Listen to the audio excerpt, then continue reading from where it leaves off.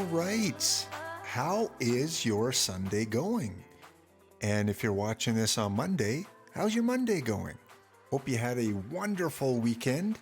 And of course, this is our playoff edition as we are in 2026 on Perfect Team. Welcome. Thank you again for tuning in. And hopefully your season is going well, or your season went well, and you're ready for the new season to get kicked off. If you are new to Perfect Team, this is such an addicting but so fun. I love simulation games. Ever since I was a kid, I loved the simulation aspect and the numbers, statistics, and these make-believe players trying to see if they can perform better for me than they did in real life. And if you play Perfect Team, you probably become very attached to a lot of these players as well, just like I have. So I hope you're enjoying the episodes. If this is your first episode, go back, watch some of those old ones. Typically in the non-playoff games, or I guess videos, I'll do a spotlight on one of my players, and I have fun doing those, and I'm learning a lot about these older baseball players. So if this is your first video that you're watching, yeah, go back to my channel and watch some of those early episodes. Even go back right to episode 1 and you'll see how I first put this team together. But it is playoff time, and let's see how the Gladiators have done. It is the end of the playoffs. It's Silver League 273. And if I go to the standings, here we go. Look at this, guys. The Gladiators made the finals. For the first time in their franchise history, the Gladiators are final bound in silver. Wow, I am so stoked, so happy that they made it this far, especially after missing out on the playoffs in a couple recent years. To do this well in silver, I'm ecstatic. You can see we lost 4 games to 2, and we'll go over some of the stats and some of the games before we get into the actual players themselves. I'll click on the extended standings here. You will see that the Gladiators finished with an 89-73 record. We were the last wildcard team to make it in. We just squeaked in. Well, not just, we were 6 games better than the team below us, but we were a last-ditch wildcard team. And if you remember a couple seasons back, we just missed out on the wildcard. I think it might have even been last season, where we missed out by 1 game. So we made the wild card, and then we went through and we won series after series after series. So the wild card series, we won 2 games to 1, beating the Timbuktu Blues. So we beat them 4-1, and then we lost 1-0 in a very close game, and then we won a very close game 3-2. And if we look at that, we'll look at the box score. It's a little quicker to look at. You'll notice that we scored 3 runs late to overcome a 2-0 deficit. So way to go. The player of that deciding game was Mark Pryor, who again we picked up just 1 season ago. So that was a great wild card series. In the division series, we swept it. So once we got our groove going, we just started to go through and win a lot of these games. We won 5-1, 4-1, and then 5-0. So we outscored our opponent 14-2. Very good wild card there, or division series there. Javi Lopez was our series MVP. Who was it in the wild card series? Boog Powell. And then Javi Lopez in the second series. I did pick up Nolan Arenado in the second series and put him in before we played any games, just because I like his defense. So I threw him in at third base. He didn't do overly well as a hitter, but I wanted that defense in the playoffs. And I had to take out Boog Powell. That was a tough choice, but I had 3 guys that could play first base. So I took out Boog and brought in a better third baseman. Moving on to the League Championship Series, where we were playing the Limoges, Salamanders. That's easier. We played the Salamanders, and we won 4-1. We won 7-3, and then we lost 4-0, and then we won 3 in a row, 5-4, 4-3, and 11-7. And J.J. Hardy, unsung hero the last 2 seasons, was our MVP in the League Championship Series. And then we went on to the World Series, the finals, where we lost our first game 6-4, and then we won 4-3, we lost 6-4, we lost 6-0, so we were down 3-1. We won with a resounding 9-3, and then we lost game 6, 4-1. So we didn't quite make it to the end championship result, but like I said, I am happy. My goal this season, you'll remember from a couple episodes ago, I said, I want to make the playoffs. We better make the playoffs and be over 500. Well, we did that. And when I say we, I truly mean that. We, this is our team. Some of you are leaving comments, making recommendations, and I'm following through on some of those recommendations. I know Nolan Arenado was one. I believe E.E. Edwin was a second recommendation. So keep making those recommendations, guys. And in the final series, it looks like our MVP, well, we had a couple 308s, Tito and Ross Barnes. We had a 368, Kevin in center field. And Lloyd Mosby was probably our playoff hero. He did very well in the playoffs, and in the championship final, 440 average.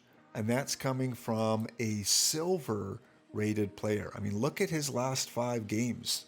Almost a 5-game hit streak there. So he did very well for us in the playoffs, and a guy that's going to keep trying him out right up into the silver gold level where we're moving up to. So guys, yeah, I'm happy. Let's take a look at our final team. We'll rank by overall. Here is the team that went to the finals in silver. So only 2 perfect that were playing. And Tim Anderson was in a backup role. And then Zach Wheeler was as a relief pitcher. So we never had any perfects in the starting lineup. See our diamonds, couple gold, couple silver. And yes, I was running a bronze catcher.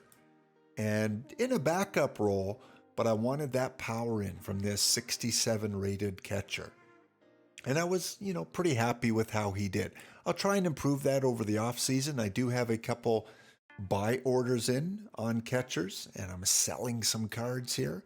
So I'm hoping to get a good replacement to back up Javi Lopez, or at least to hit tandem, because Javi is a really good against lefties. I mean, his splits aren't too bad. He's a little bit better against lefties. And again, he was our NC division MVP. So I'm happy with that pickup that I acquired him last season. But we need a better tandem, a little bit better tandem. Let's take a look at the championship team, the Kardashian Implicators. Well, yeah, I wouldn't say they're stacked, but they're definitely better than we were overall. Hank Aaron and Emmanuel Clace as their closer, who did very well for them with 31 saves. And then you'll see a who's who of historical heroes. Concepcion, Joe DiMaggio, Mark Pryor. They had Arenado as well. Shoeless Joe Jackson, who I hope to get at some point. Yeah, they have a pretty stacked lineup.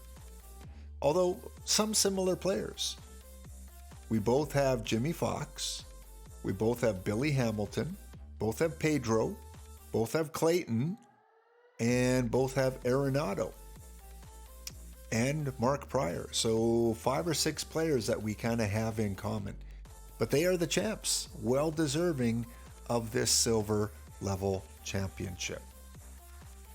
Wow. I'm excited because making these videos, you kind of want to, put the proof where the pudding is, so to speak, and you want to make sure that, you make the playoffs from time to time and have a good showing. And I think we did. I think we can proudly say that we are a competitive team. Looking at the final stats in the National Conference, Tito was our batting champion, and he led our conference with a .337. No other leaders here. In the team stats, Rocky Mountain was second in home runs, so we did hit a lot of home runs. And let's take a kind of a peek at how they did in the season. Mark Pryor, 16-8. And then in our bullpen, I would say Dave LaRoche had another solid season with a .296 ERA. But our bullpen, again, wasn't a huge issue for us. Starting pitching wasn't a huge issue. Other than Clayton Kershaw, everyone was 500 or over. Looking at the hitters. And as you know, if you're a fan of the channel, I always like to rank by WAR. Yeah, remember I was talking about Lloyd Moseby? Not only did he have a excellent playoffs, but he was our WAR leader, 4.5. I'm thinking when you see the Rocky Mountain 2026 awards coming up later, you might see his name pop up. Tito, solid, hitting .337, .291 in a backup role for Edwin. Other than that, .301 for Tim Anderson in a backup role. And of course, the face of the franchise, Mel Ott, 2.2 WAR, .243 average, and home runs. Last year, I believe he had 45, if I remember. Yeah, 45, only 23 this year. So his home run total was cut in almost half, and both were in the silver level. So I don't know if it's facing tougher pitchers as years go on, or just had an off season with the random generator. All right, that is our look at our batters. You saw the pitchers. Great season by the Gladiators. And before we look at the stats this time, let's open a few packs. What do you say, guys? I only have 28. Haven't played a lot of tournaments this week. We got to give a shout out to, before we do that, got to give a shout out to those that are being promoted to gold. All right, obviously the Implications, who beat us in the final, the Salamanders, who we beat to get there, the all-time Red Sox, the Barons, the HS Hosts, Bad News Bears, the 669, and the Felton Plunkers and the Timbuktu Blues all are going to be promoted up to the gold level. And again, 4 teams being demoted back down to bronze. So yeah, it only gets tougher from here on out. So hopefully, come Monday, we're put in a really competitive conference and we can hold our own. I don't think we have the players needed to make a gold playoff yet, but maybe by next Saturday, we'll have acquired some new talent and get there. All right, guys, let's open some packs. But before we do that, take a look at the Gladiator 2026 Players of the Year.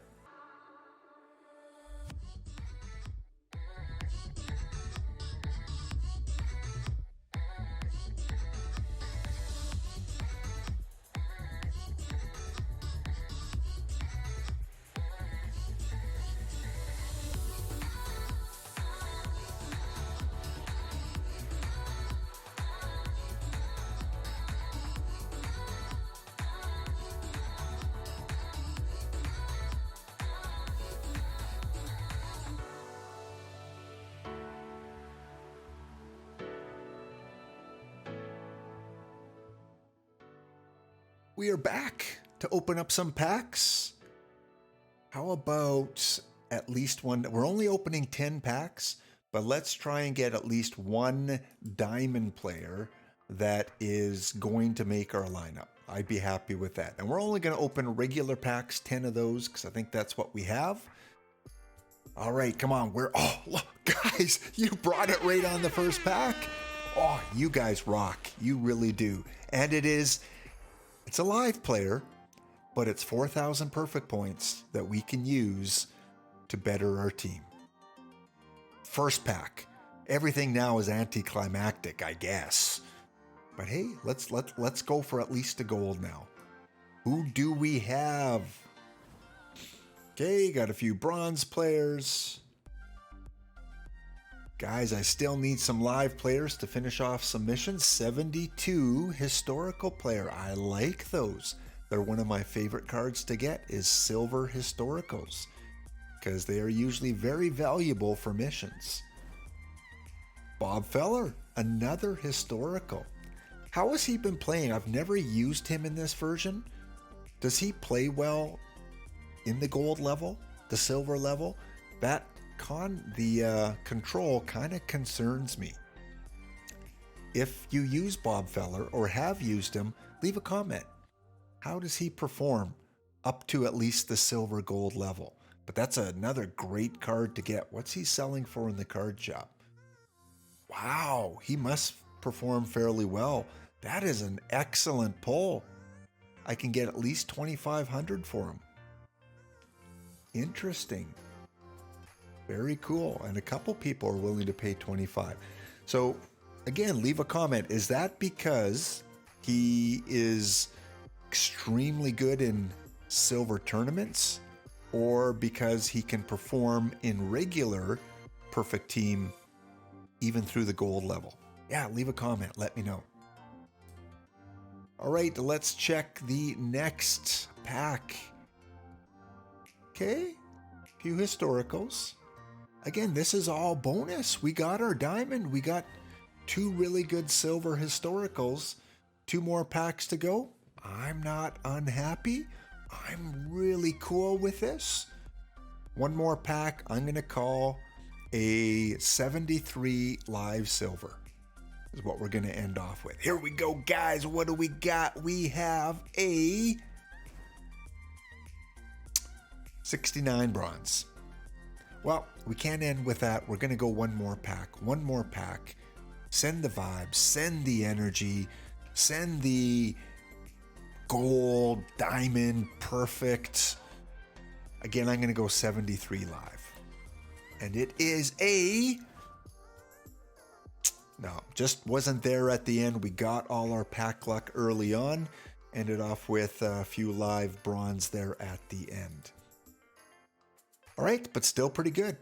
Considering we opened 11 packs, I'd say that was a success. Many people open 11 packs and get nothing. So we got a diamond, we got 2 really good historical silvers, plus a bunch that I can quick sell.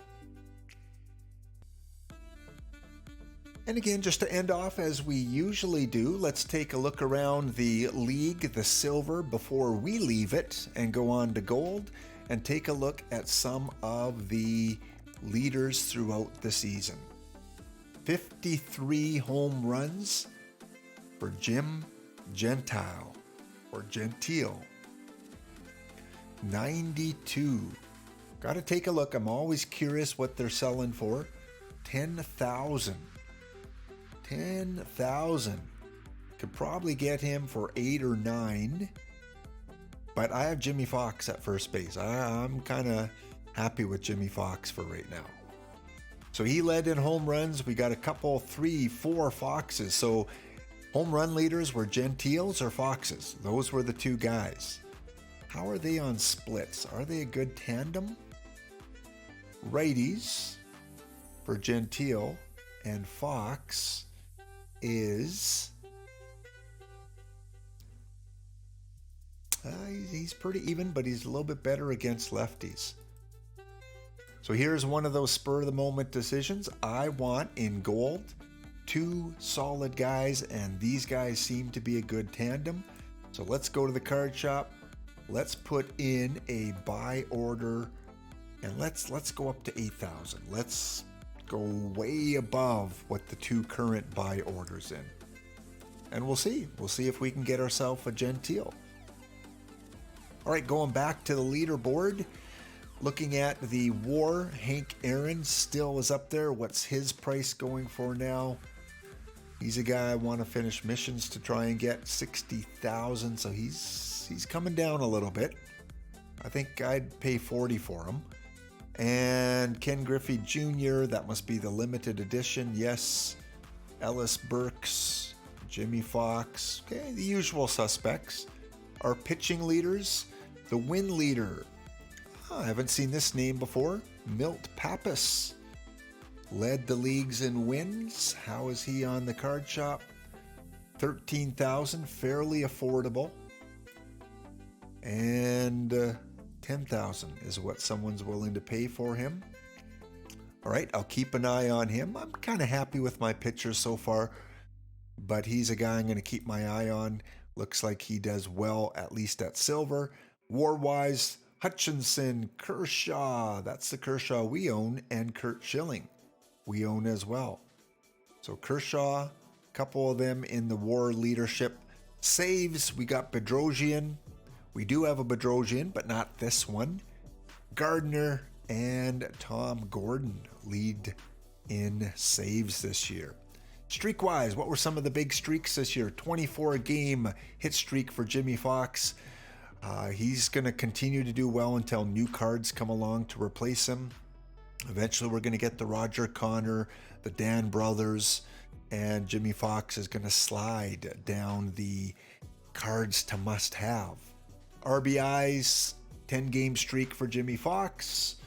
Scoring streak, Mike Schmidt, Sammy Sosa, and this is Ted Williams. Save streak, the team we lost to in the finals. Clace. R.A. Dickey, 23-game streak. Same with Gumpert, 23-game streak. And if we go down to stolen bases, where's our stolen base leaders here? Maybe we don't have a stolen base, consecutive stolen bases. Oh, there we go. Abrams, the future legend, was at a 32. He looks like if you need a runner, a guy you might want to pick up. None of them on the market right now, though. So he's probably a pretty popular pickup in the card shop. And Hank Aaron, Jimmy Fox, Mize were on 5-game home run streaks. So I don't see many underlined ones for the Gladiators, although there are a couple in the pitching. Consecutive Ks, Kershaw and LaRoche had a 6-game consecutive K streak. Cool. All right, guys. I'm still pumped. We made the finals one more time. Let's look at this leaderboard. Gladiators, I like to see that red box streak. We did well. We won 6, 9, 11 games, and we lost, looks like we only lost 6. Yeah, we only lost 6 games.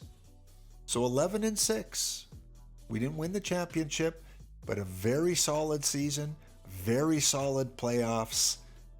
Guys, what's gold gonna hold? I think we might have our little ups and downs for the first couple seasons in gold, but who knows? Maybe after 2 or 3 seasons in gold, we can make the playoffs theirs as well. How'd you do? Leave a comment. Subscribe. Hit that bell notification. Leave a like.